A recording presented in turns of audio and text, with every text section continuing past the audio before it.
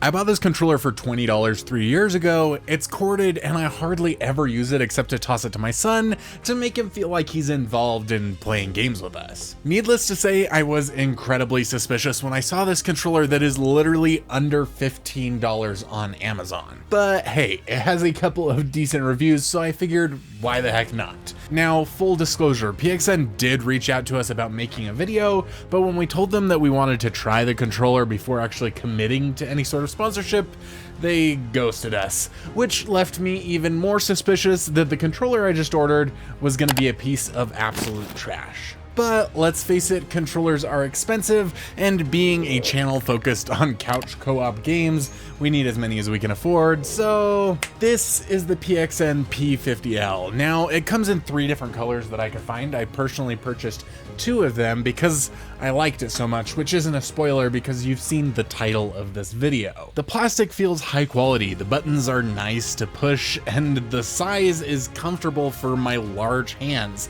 It also feels pretty ergonomic and similar to other high quality controllers that we own. If you give it a shake, you can hear a little bit of rattling there, which is something you won't really get with a more high quality controller, but overall I am incredibly impressed with the build quality for the price. It connected wirelessly to my Nintendo Switch very easily and even wakes the Switch up with the press of the home button. It works perfectly out of the box and even registers as a Switch Pro controller, so you can even use the Switch's remapping feature with this controller. After fully charging the controller, we got about 18 hours of battery life, which is right around that 12 to 20 hours that is advertised. However, we did notice that after getting the low battery warning, we started to lose a little bit of connectivity and had a little bit of laggy inputs with it. But again, that only happened after it told us that it had a low battery. Up until that point, it worked really well. I didn't feel like it was lagging at all behind. Now, the button presses are maybe a little bit longer than something you might get with like a Joy-Con or a Switch Pro controller, but I honestly didn't notice it that much myself. There are a couple of features that these third-party controllers tend to not have.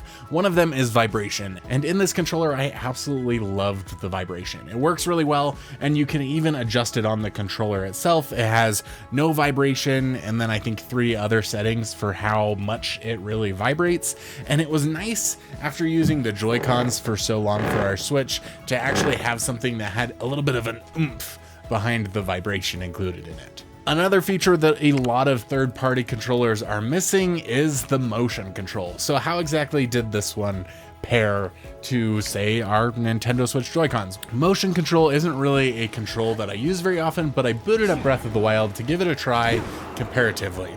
Now, both Carly and I preferred the PXN controller when it came to aiming our bow in Breath of the Wild. It's not quite as sensitive as the Joy-Cons are, which made it easier to hold our bow steady in one spot. However, when it came to using the shrines, I did have a little bit more difficulty using the PXN controller than the Joy-Cons, but I honestly don't think I would have noticed if I was not comparing the two side by side. Now, there are a couple of other bonus features that I have never used in a controller, but I tested them out just for you. This little button right here is the turbo button. This button allows you to program one of these buttons to be continuously pressed. It comes with 3 different speeds that you can set it to, and it works well for whatever you might want it to be doing. Then we have the macro buttons on the back. Now, I did not really enjoy trying to use these buttons as just a back button to do something.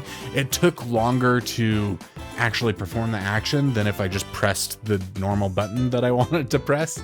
However, if you do want to program your macros of up, up, down, left, right, X, whatever, in whatever order to whatever timing, they work well for that and are easy to program as long as you just read the little pamphlet of directions that it came with. There's also an app that you can use on your phone to control some of the sensitivities of different things and set up things however you want to, but we personally never found a need for it because you can do most of it on the controller itself. Ultimately, the only thing that this controller is missing is NFC support.